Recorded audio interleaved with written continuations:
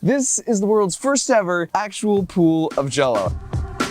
And while it may look simple, it's actually a very difficult engineering challenge to pull off. As proof, if you Google jello pool, you will either find bad CGI or a handful of videos of people who tried to do this, but it really didn't work out. So today, we're gonna answer possibly the longest standing question from my childhood: what would it be like to actually belly flop in a pool of jello? But before we do that, I want to talk about what we actually had to go through for the past 6 months to pull this off. Because if you've ever made jello, you might recall you first have to boil water, then mix in the powder, and then you have to refrigerate it for it to actually get firm. And that's easy enough to do for a small dish, but how do you boil and then refrigerate an entire pool? This seemed like a very worthy engineering challenge. So last year at Thanksgiving, my brother and I came up with a plan, and then in the middle of winter, we started digging a hole in his backyard. Then over the course of 2 months, we set up a bunch of small-scale experiments because we needed to answer questions like how much gelatin powder does it actually take to get to the ideal firmness, and how hot and then cold does the mixture actually need to get for the jello chemical reaction to take place so it will actually get firm. And from our experiments, we learned the jello always got firm as long as the mixture got hotter than 160 degrees Fahrenheit. So we decided we could scale this up by using 6 55-gallon drums with a custom propane burner underneath and a spigot we welded to the sides, but more on that later. So now we knew how we were going to heat it up, but how do you refrigerate an entire pool? For that, we teamed up with Mother Nature and just picked the perfect location and time of year. We installed a thermometer, and starting in January, we tracked the temperature in his backyard every night. We needed refrigerator temperatures at night, but not freezer temperatures, because that would freeze the jello, and our experiments showed that totally ruins it. And so after looking at our data plus historical temperature plots, we knew we had about a 3-week sweet spot window towards the end of April to pull this off.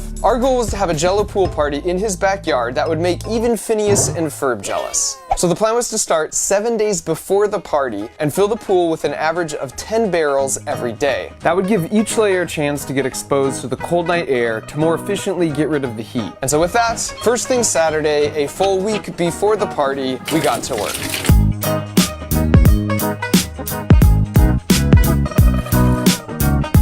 We didn't want to waste actual food, so this is just water and gelatin powder and food coloring, but there's no sugar.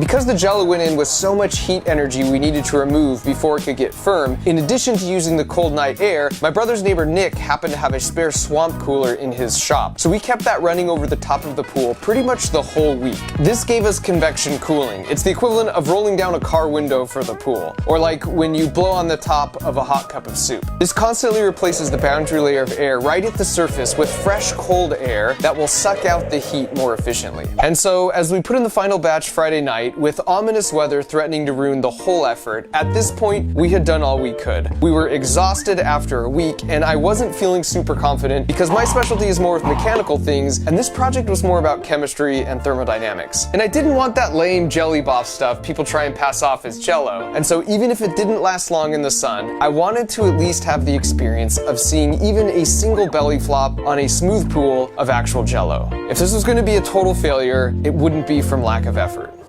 And so we woke up Saturday morning with a forecast for a warm, sunny day, and we pulled off the tarp to find a pool filled with actual freaking jello.